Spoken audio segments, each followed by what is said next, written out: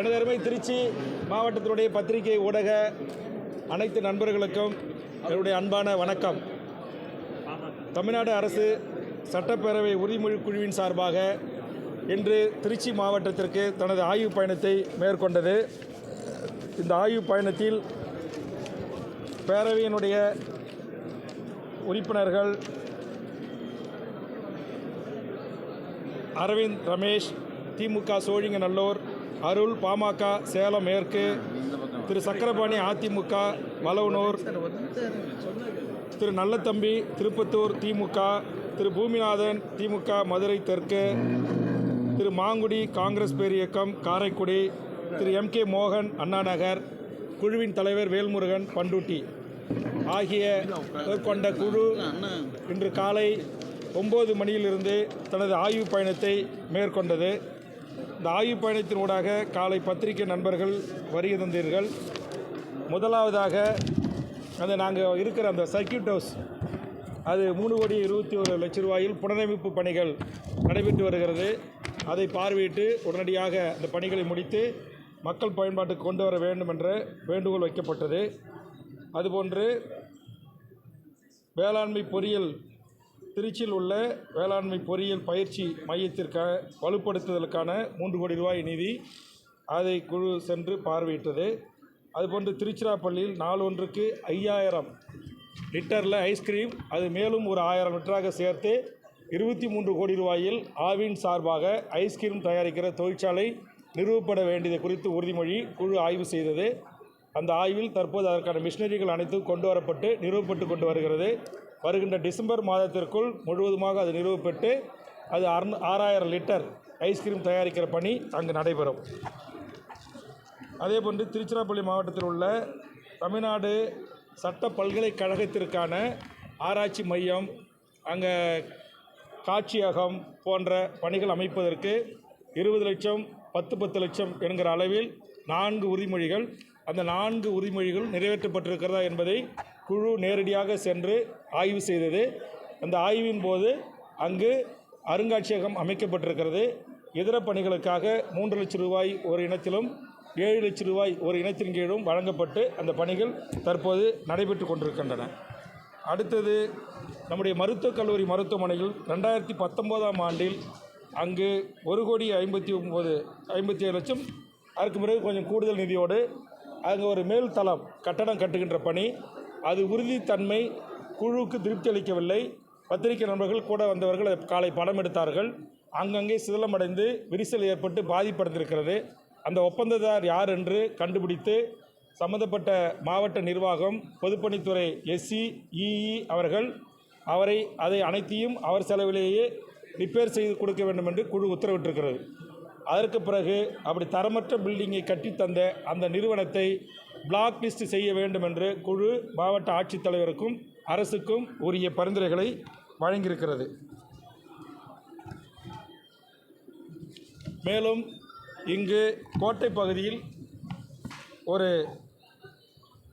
3,21 லட்சம் ரூபாய் மதிப்பீட்டில் ஒரு காவல் நிலையம், சட்ட ஒழுங்கு காவல் நிலையம், டிராஃபிக் காவல் நிலையம், கிரைம் காவல் நிலையம், மேலும் 4வது தளத்தில் 2 DC அறைகள் அடங்கிய ஒரு 4 மாடி கட்டடம் அமைக்கப்பட வேண்டிய உறுதிமொழி மாண்புமிகு முதலமைச்சர் அறிவித்த அறிவிப்பு, அது நிறைவேற்றப்பட்டிருக்கிறதா என்று குழு ஆய்வு செய்தது. இந்த திருச்சி மாநகரத்தினுடைய போலீஸ் கமிஷனர் திருமதி காமினி IPS அவர்கள் நேரடியாக குழு முன் ஆஜராகி அந்த பணிகள் எவ்வாறு முடிக்கப்பட்டிருக்கிறது, ஆயுத அறை, அங்கே இருக்கிற ஆவணங்கள் அறை, கைதிகள் அறை, அங்கே இருக்கிற போலீஸ் இன்ஸ்பெக்டர் காவல் ஆய்வாளர் அறை என்று அனைத்தையும் சென்று குழு பார்வையிட்டு அந்த உறுதிமொழி நிறைவேற்றப்பட்டிருப்பதை குறித்து குழு ஆய்வு செய்து பணி நிறைவேற்றப்பட்டு தற்போது காவல் நிலையம் பயன்பாட்டுக்கு கொண்டு வந்திருப்பதை குழு உறுதி செய்தது. ஒரு திடீர் ஆய்வாக நம்முடைய திருச்சி அரசு கலைக்கல்லூரியில் இருக்கிற பிற்பட்டோர் மற்றும் சிறுபான்மையினர் விடுதியை சென்று ஆய்வு செய்தது. அங்கே மாணவர்கள் உட்கார்ற கதவுகள் இல்லை, சுத்தமாக இல்லை, அங்கங்கே மரம்லாம் செடிலாம் வளர்ந்துருக்கு.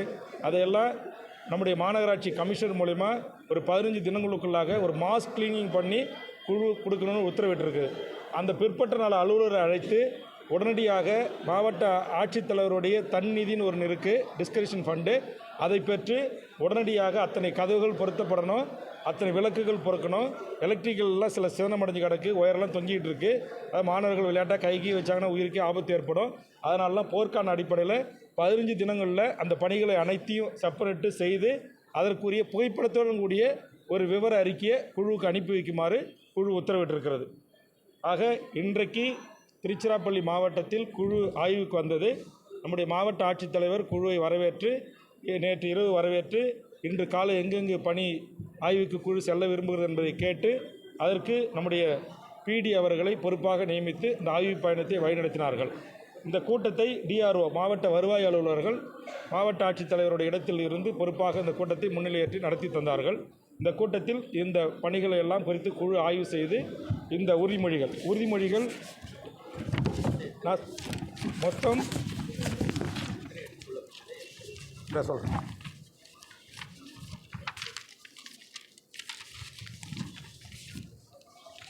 ஏற்கனவே ஆக்ஷன் டேக்கன் ரிப்போர்ட் என்கிற அடிப்படையில் ஏற்கனவே ஆய்வுக்கு உட்படுத்தப்பட்ட உறுதிமொழிகள் மொத்தம் 117. அதில் 50 உறுதிமொழிகள் முற்றுமுதலுமாக நிறைவேற்றப்பட்டு உறுதிமொழி பட்டியலிருந்து நீக்கம் செய்யப்பட்டிருக்கிறது. படித்து பதிவு செய்யப்பட்ட உறுதிமொழிகள் 8. அதில் நிலுவையில் இருக்கிற உறுதிமொழிகள் 59. இப்போ கரண்ட் நிதியாண்டு நாங்கள் எடுத்துக்கிட்டு பேரவைக்கு ஆக்ஷன் டேக்கன் அளிக்கப்படாத நேரடியாக கலாய்வுக்கு வந்த உறுதிமொழிகள் மொத்தம் 151. அதில் இந்த மாவட்டத்தில் 83 உறுதிமொழிகள் முற்றுமுதலுமாக நிறைவேற்றப்பட்டு மக்களுடைய பயன்பாட்டுக்கு திட்டங்கள் அர்ப்பணிக்கப்பட்டிருக்கின்றன. படித்து பதிவு செய்யப்பட்ட உறுதிமொழிகள் 3, நிலுவையில் இருக்கப்படுகின்ற உறுதிமொழிகள் 65. ஆக மொத்தம் 2 சேர்த்து 268 உறுதிமொழிகள் இந்த மாவட்டத்தில் இருந்தது. அதை குறித்து தான் இப்போது இந்த கூட்டம் கிட்டத்தட்ட 2-2.25 மணிக்கு தொடங்கி இப்போது வரையில் அனைத்து துறை அதிகாரிகளையும் அதற்குரிய விளக்கத்தையும் உரிய பதிலையும் பெற்று விரைவாக அவர்களுக்கு பரிந்துரைகளை குழுவின் சார்பாக வழங்கி இந்த உறுதிமொழிகளை நிறைவேற்ற வேண்டும் என்று குழு உத்தரவிட்டிருக்கிறது. வேறு ஏதாவது கேள்வி இருந்தால் கேட்கலாம். நாங்கள் கிட்டத்தட்ட 30க்கும் மேற்பட்ட மாவட்டங்களை முடிச்சிட்டோம். நாளைக்கு திண்டுக்கல் பயணத்தை மேற்கொள்கிறோம். ஏற்கனவே இந்த அரசு உறுதிமொழி குழு கடந்த ஆண்டு நான் தான் தலைவராக இருந்தேன்.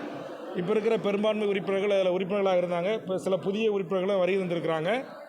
இந்த குழு தொடர்ச்சியாக மாதத்திற்கு 2-3 மாவட்டங்களும் அதுபோன்று 2 துறை செயலாளர்கள் அளவிலான health secretary, revenue secretary, mass secretary, பத்திரப்பதிவுத்துறை செயலாளர், இந்த அறநிலைத்துறை செயலாளர் என்று எல்லா துறை செயலாளர்களையும் அதுபோன்று இந்த உறுதிமொழிகள் நிறைவேற்றுவதை குறித்து அவர்களையோடு அழைத்து அவர்களோடும் தொடர்ச்சியாக இந்த குழு தங்கள் கூட்டங்களை நடத்தி வருகிறது.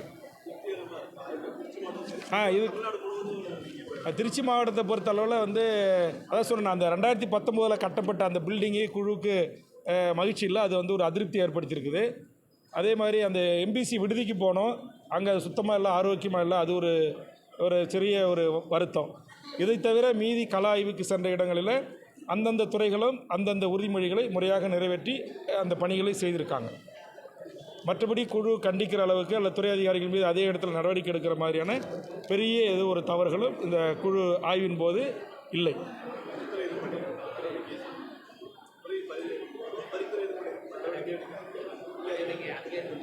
இல்லை, அதிகாரிகள் மீது இல்லை. இந்த காவல்துறை சம்பந்தமாக மாவட்ட காவல் கண்காணிப்பாளர் ஒரு உறுதிமொழிக்கு பதிலளிக்கணும். அவர் வரல.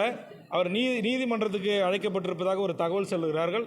அது உண்மையாக என்ன என்பதை மாவட்ட ஆட்சித்தலைவர் மூலமாக குழு ஆய்வு செய்யும். ஒருவேளை மாவட்ட காவல்துறை கண்காணிப்பாளர் குழு இந்த பயணத்தை மேற்கொண்டிருந்த தருணத்தில் நீதிமன்றத்துக்கு செல்லாமல் அவர் மாவட்ட அலுவலகத்தில் இருந்து கொண்டோ அல்லது மாவட்டத்தில் இருந்து கொண்டோ குழுவை புறக்கணித்தால் அது குழுவுக்கு அவமரியாதை செய்ததாக கருதி குழு அவர் மீது துறை ரீதியான நடவடிக்கை எடுக்க குழு தமிழ்நாடு உள்துறை செயலாளருக்கும் காவல்துறை டிஜிபிக்கும் பரிந்துரை செய்யும். அது குறித்து மாவட்ட ஆட்சித்தலைவரிடம் அறிக்கை கேட்டு அந்த அறிக்கையின் அடிப்படையில் அந்த உத்தரவுகளை குழு பிறப்பிக்கும். சட்ட பல்கலைக்கழகத்திற்கு விசி ஆஜராக வேண்டும். அவரை உடனடியாக குழு இந்த மாவட்டத்தை விட்டு களைவதற்குள் ஆஜராக வேண்டும் என்று உத்தரவிடப்பட்டது.